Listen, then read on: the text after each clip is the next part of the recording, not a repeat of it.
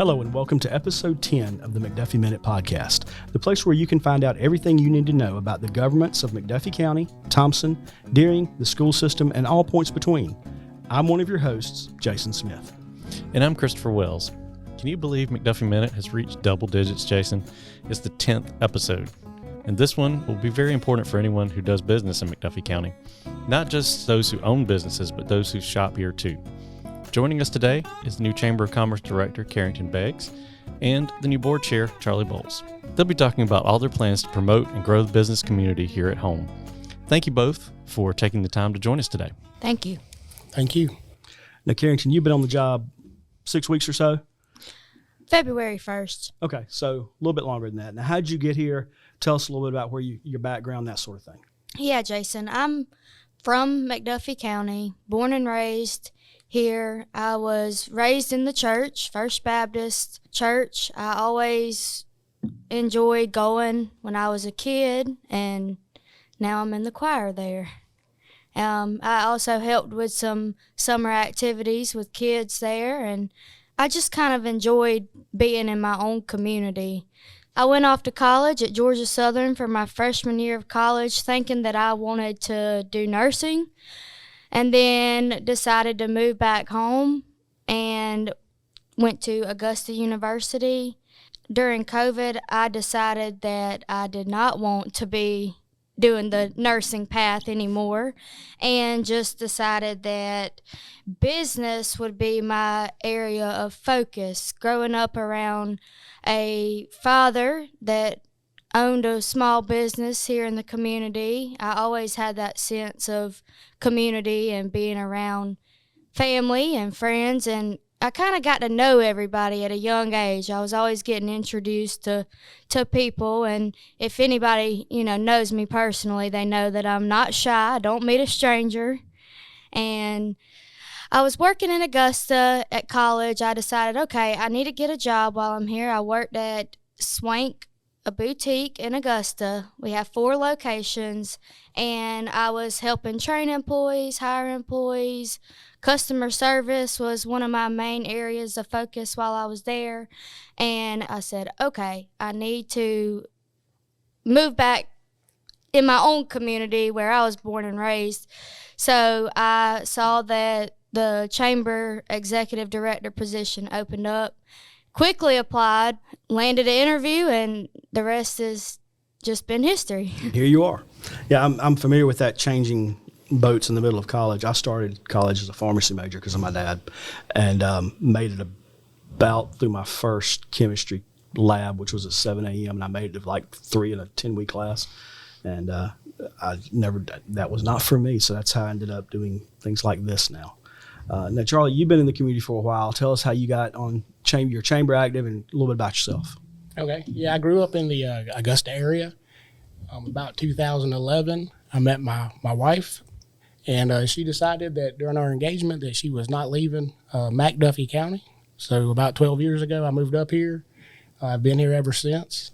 Continued to work in Augusta up until about 2019, when the opportunity presented itself with Two State and Thompson Roofing Company. And through that job, I got an invite to be on the Chamber of Commerce through Workforce and Education and participate in that. And then they said, hey, we think you'd be good to be on the Chamber. So I got on the Chamber, and then they just gave me a lot more responsibilities, and here I am. You jumped out of the foxhole, and there you are.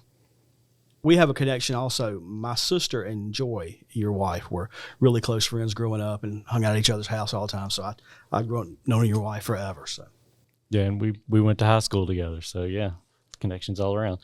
So both of you guys also worked with Debbie Jones, the previous chamber director, who was a 2-time guest on our podcast. Can you talk a little bit about the transition period that's been going on, maybe still going on, from her time with the chamber and what you guys planning now? Yeah, working with Debbie was great. She did a great job when she got into the chamber. I think there was some issues that she addressed and got straightened out and got everything moving in the right direction. And, a lot of times there's a concern when you go from somebody that's done so much for the community to a new person, there's going to be a drop-off. And Carrington has jumped in with both feet and has definitely taken the horse by the reins and moved forward with it. And she's been doing a great job. I actually knew Debbie because we go to the same church. Mm-hmm. So jumping in and having her there to kind of guide me through what I was prepping for was good because, you know, we already had a little bit of a connection there where we could say, okay, we know each other. It was kind of just natural. She gave me a good little rundown of how things work there and some of the events that were planned. The chamber actually plans its events a year in advance. So we have a calendar for all the events of the year. So it really kind of just, I had all the materials I needed. I just came in and said, okay, well, what can I add? What's going to be Carrington's little twist on things? What can I bring forward and for our community, and how can I make things continue to get better and grow?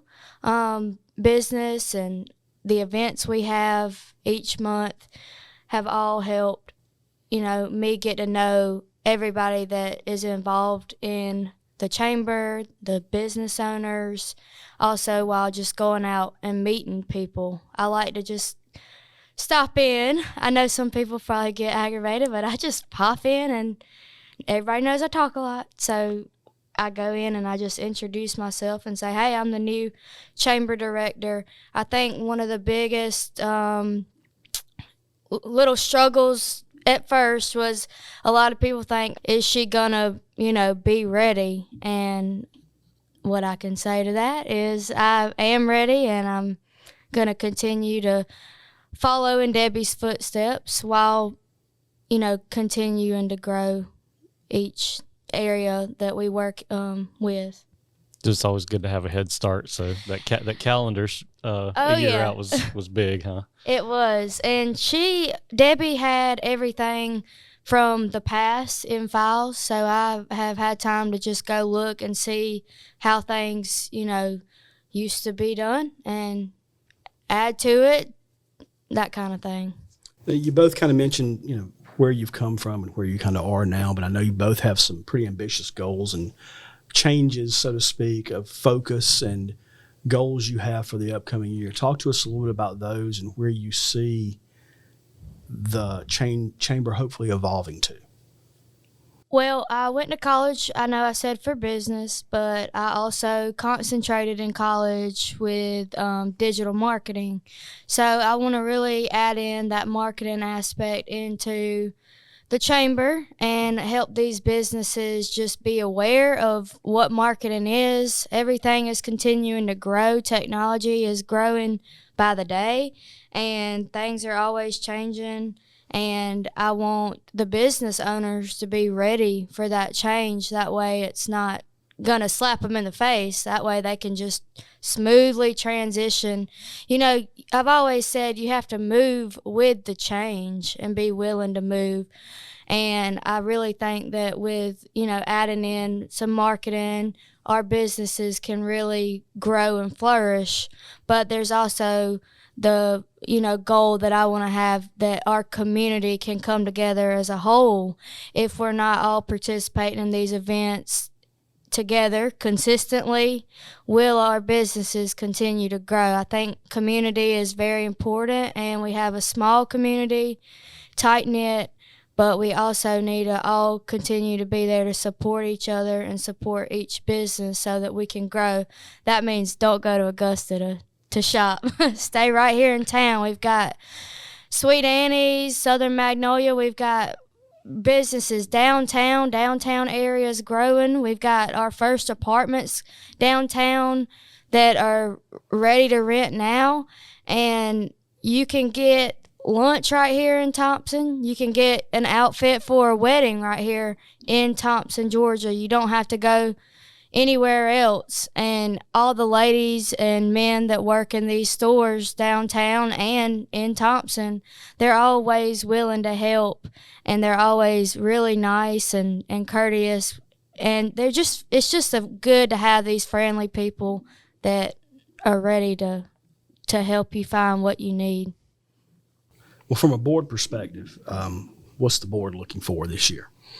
I think any year when you follow another chairman that's had a great year, you want to make sure there's no drop off.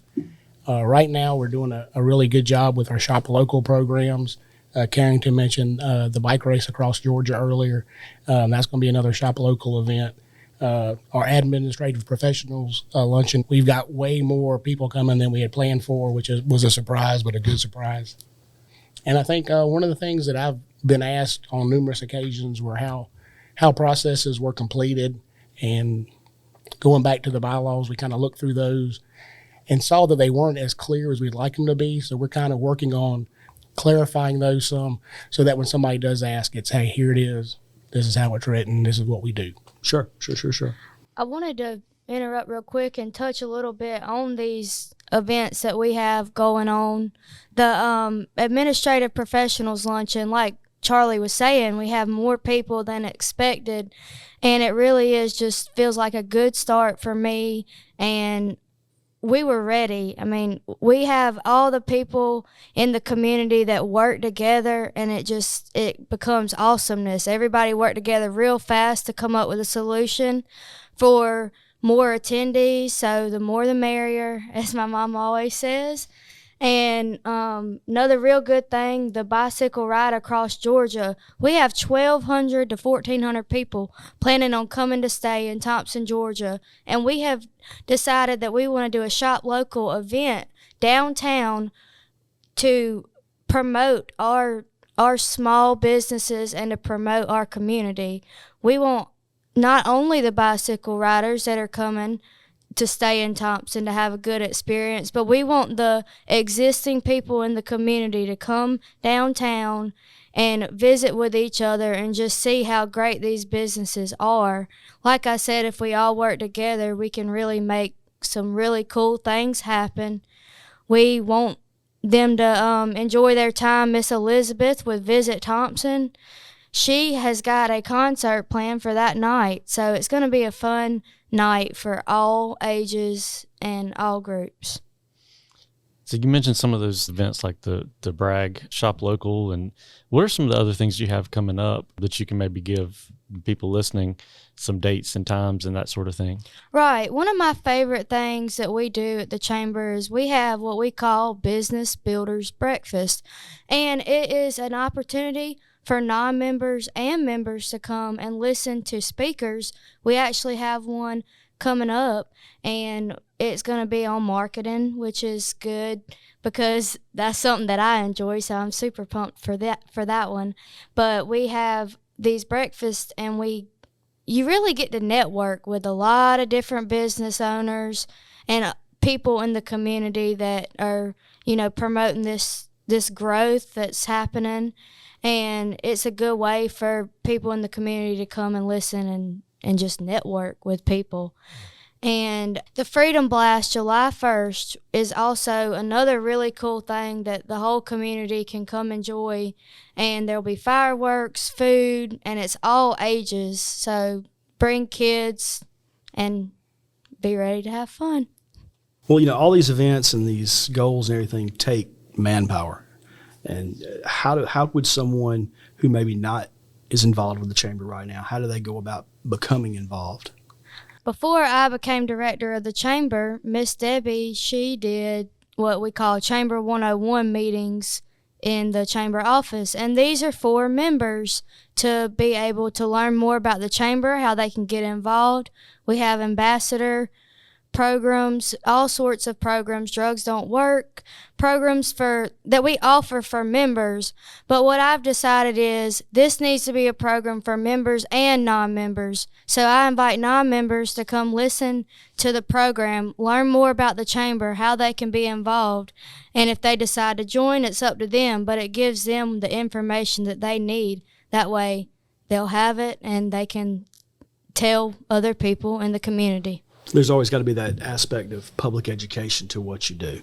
Right. And a lot of people, they don't exactly know what the Chamber does, but come to the Chamber 101 and you'll find out. So from the perspective of somebody who did get involved as a volunteer, what would you say to somebody who's sort of on the fence about that? Oh, wow. I guess The most important thing is if you want to see a change in the community, get involved, be part of that change. Don't just complain about it and watch from the sidelines. Perfect. Thank you. I want to thank Carrington and Charlie for joining us on this episode. We really look forward to working with both of you to highlight the chamber activities and all the great things y'all have coming up for our entire community, the business community, and everyone else. And if you're not familiar with the chamber and you want to know how to get more involved, all you have to do is go on our Facebook and follow us, and we post our events coming up, and we post information that you'll need if you want to follow us and follow along on all these cool things that are happening in our community. While you're out there visiting her Facebook page, look for us, our podcasts, on all the available social media and podcast formats. And as always, we hope you continue to find ways to get off the bench and into the game with something good happening here. By doing so, you can help make your community a reflection of you. That's a wrap on this 10th episode of McDuffie Minute. So when you get a chance, take a minute and learn a little bit about McDuffie County.